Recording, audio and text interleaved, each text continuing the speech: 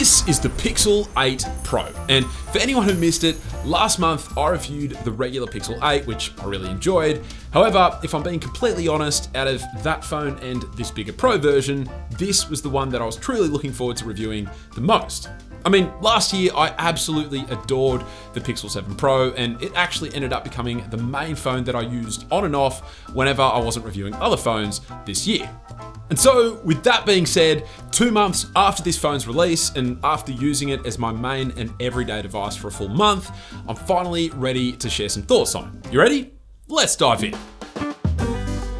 Alright, starting as always with the design. And for me, the changes that Google made to the Pixel 8 Pro in particular this year, they make it close to the perfect phone for me in terms of design.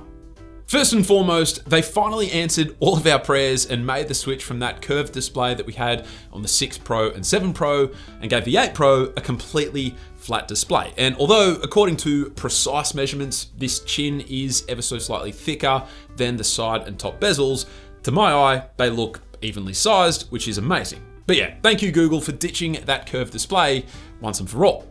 Secondly, they also heard our prayers regarding that glossy finish on the back and finally brought back this beautiful frosted finish, which honestly is probably my favorite finish on the back of any phone right now.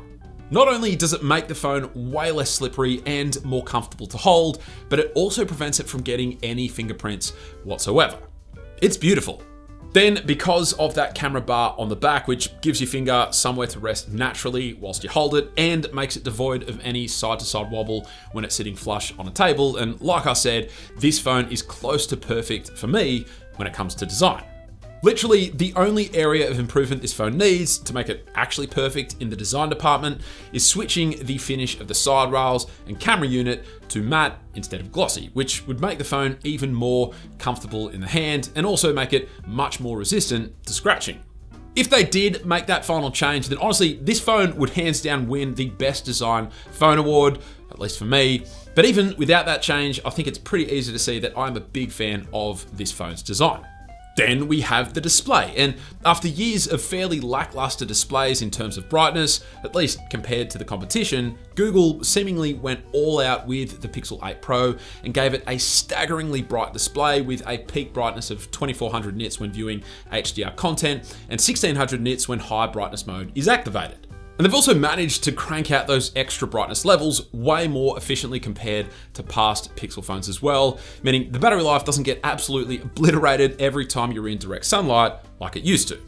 Now, 2 things to note. You can't actually force the display to enter high brightness mode manually like you can on Samsung phones, for example. It'll only activate in direct sunlight with the adaptive brightness setting turned on. And that 1600 nits when in high brightness mode is actually dimmer than the iPhone 15 Pro's 2000 nits when its respective high brightness mode is activated. So it's not like Google have outperformed the competition here, but regardless, it is still a fantastic display that you'll have no problem viewing in super bright conditions. And just coming back to the battery for a minute, and I've got to say, this phone has been pretty dang incredible in that department. Like coming from the regular Pixel 8, which I'll admit, whilst not atrocious, was also not quite up to the standard of most other phones I've used this year. Because of that, I was kind of expecting to be somewhat underwhelmed with the 8 Pro's battery as well. But I guess the extra 500 milliamp hours this phone has compared to the regular 8, as well as the fact that the display is LTPO and can therefore dynamically adjust its refresh rate all the way from 120 Hz down to 1 Hz in the right scenario. Both of those factors appear to have made a huge impact on battery life because it has been great on this phone.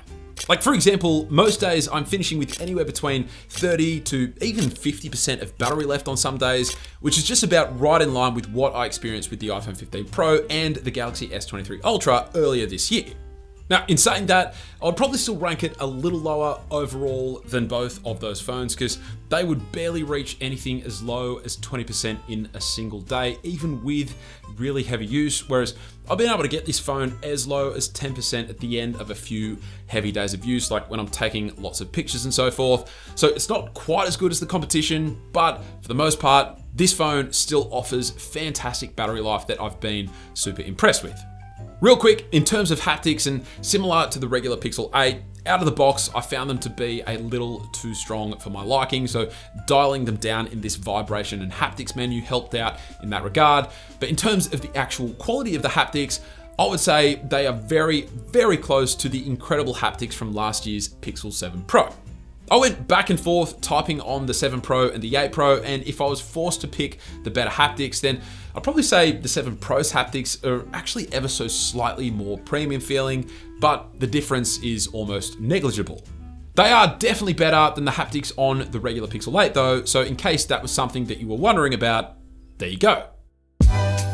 Alright, then we have the cameras, and on paper at least, the camera configuration on the Pixel 8 Pro is very similar to the one found on the Pixel 7 Pro. There have been some minor hardware changes, such as the fact that both the telephoto and ultra-wide lenses have slightly faster apertures compared to those on the Pixel 7 Pro, and that ultra-wide is now using a 48 megapixel sensor up from last year's 12 megapixel sensor. Oh, and yes, the selfie camera does now have autofocus, which is nice, but as far as I'm concerned, in real-world use, the camera shooting experience feels pretty much exactly the same.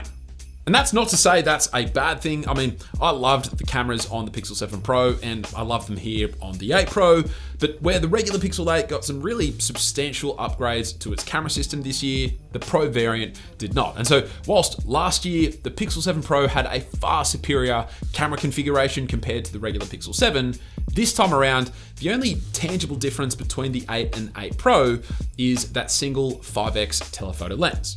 And for me, given that I have 3 kids, that is actually enough of a difference to warrant getting the 8 Pro over the regular 8. But for a lot of people, the Pixel 8 is more than capable enough.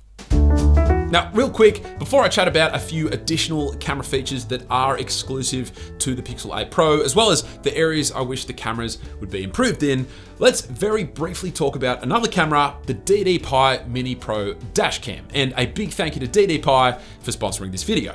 So the Mini Pro is a super affordable dash cam with a stack of features built in, and it is the perfect starting point for anyone looking to add dash cam functionality to their car.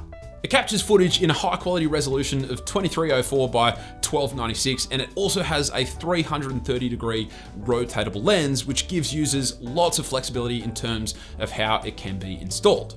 The camera is equipped with 5 sets of HD optical lenses. It also has a large aperture of f2.0, which makes it totally capable in low light conditions. Plus, it also has an ultra wide field of view of 140 degrees, and it has a G sensor built in, meaning it will detect an emergency and start recording and lock the video file so it won't be overwritten.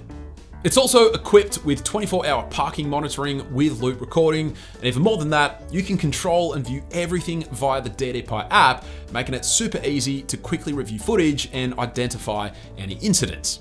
So if you're looking for a reliable, high-quality dash cam that doesn't break the bank, then make sure to check out the DD-Pi Mini Pro using the first link down in the description below. Okay, as mentioned, there are some camera-based features that are exclusive to the Pixel 8 Pro, but they're actually all just software-based features, like these Pro controls for taking images, though not video, which I thought was strange. You can also manually switch between taking 12 and 50 megapixel images. You can also activate this RAW option, and you can also set the lens selection to manual if you like. Now, there might be a niche set of people who really appreciate these settings. However, I'm not one of them. And in the month that I've been using this phone, I've literally never even opened up these settings, let alone used them. So yeah, sure, Google could have added these features to the regular Pixel 8, but my guess is that 99.99% of people couldn't even care less. Does that make it right that Google essentially software blocked these features? No, but I can kind of, a little bit, see the logic. Now, there are 2 more features that are reserved for the Pro model as well, which are the Video Boost and Night Sight video features. And whilst Google claimed that both of these features were a part of the recent December feature drop update, that's actually not quite true, at least at the time of making this video. It turns out, whilst the backend framework was added with the update, Google still need to update either the camera app or the Google Photos app, or make some sort of a server-side change on their end for these features to work, which apparently will be happening in waves over the next few weeks. But unfortunately, despite updating to that most recent software update, neither of these features were working for me. But I am planning on doing an update video at some point in the new year once I've had enough time to extensively test both of these features, so stay tuned for that. So all in all, whilst the hardware is very similar to last year's Pixel 7 Pro, that doesn't really bother me. It feels like a pretty refined camera configuration now, and honestly, I don't think the hardware needs any drastic changes in the near future. I think what I'm most disappointed in has been the lack of improvement to the actual camera shooting experience. Like that choppiness when switching between lenses, particularly the delay when switching to the telephoto lens, that is still super evident. Or the fact that the camera lets me take 4 back-to-back portrait images and then completely blocks me from taking any additional image for about 5 or 6 seconds, and then only one every 5 seconds after that, that is still an issue, and it is seriously frustrating. Like, those are the issues that are taking this phone from having arguably the best camera system on any smartphone to having just an okay camera system. Don't get me wrong, the results from the cameras are still probably my favorite from any phone, but it's hard to deny that the camera shooting experience itself isn't a little bit underwhelming. So Google, if you're watching, go and take some inspiration from the Xiaomi flagship phones, which honestly compete head to head with the speed and reliability of the iPhones of the world, because there is some serious room for improvement in this department. And so finally, we have the software and performance of this phone. And look, this phone has not only the exact same Tensor G3 chipset that the regular Pixel 8 has, but it also has the exact same software experience. And I went into a heap of detail on this topic in my review of the Pixel 8, which I will link up in the cards. And so as such, I'm not going to rehash everything I said in that video, as it's pretty much the exact same experience with the 8 Pro. For those who don't want to watch that video though, here's a quick recap. The software experience itself is excellent, although perhaps a little tired now thanks to the fact that Android 14 is very similar to Android 13, which itself was also very similar to Android 12. However, thanks to those similarities, it also means this phone has been virtually bug-free. But then aside from that, what I talked about at length in my review of the Pixel 8 that is also the same here with the 8 Pro is that it definitely feels as though the Tensor G3 is more of a mid-range chipset rather than an out-and-out flagship chipset like what we have with the Snapdragon 8 Gen 2 or now Gen 3 or Apple's A17 Pro chipset.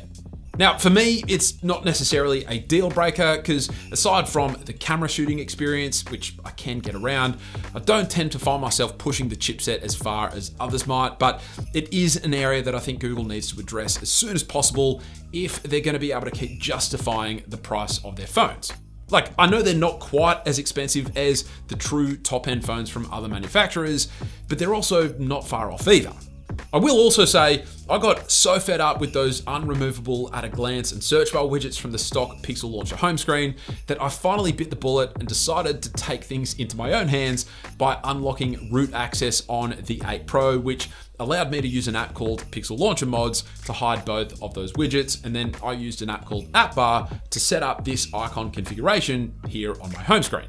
And yes, I do still have access to Google Wallet and all of my banking apps and so forth, and I've absolutely loved being able to have my favorite minimal home screen configuration once more, but it also frustrates me to no end that Google haven't yet added a way to hide both of those widgets natively.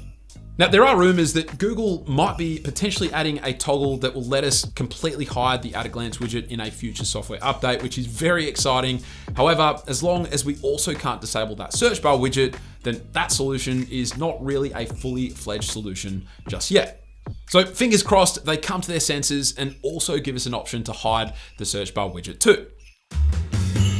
Oh, and by the way, I got to the end of writing this review and realized that I'd totally forgotten to mention the temperature sensor, which is probably all that needs to be said about it, because I have literally never used this thing for any real world purpose in the entire month that I've been using this phone, which just begs the question, why on earth did Google think this would be worth the time and money? And yes, I know about the whole FDA approval situation, but how Google didn't figure that out before shipping a phone with what is essentially the most gimmicky bit of hardware that I've ever seen launched on a phone, that is a question we'll probably never get an answer to. But I've got to say, despite any complaints that I've made throughout this video, for me personally, this phone is still probably my favorite phone that I've used this year. The design changes alone make it so nice, plus the improvements to battery and that beautiful display are fantastic. And whilst I don't know if I'm quite willing to say this is objectively the best phone of the year, in fact, I think it's pretty clear that it's not, I still love it, and I reckon 95% of people who pick one up themselves, they will love it as well.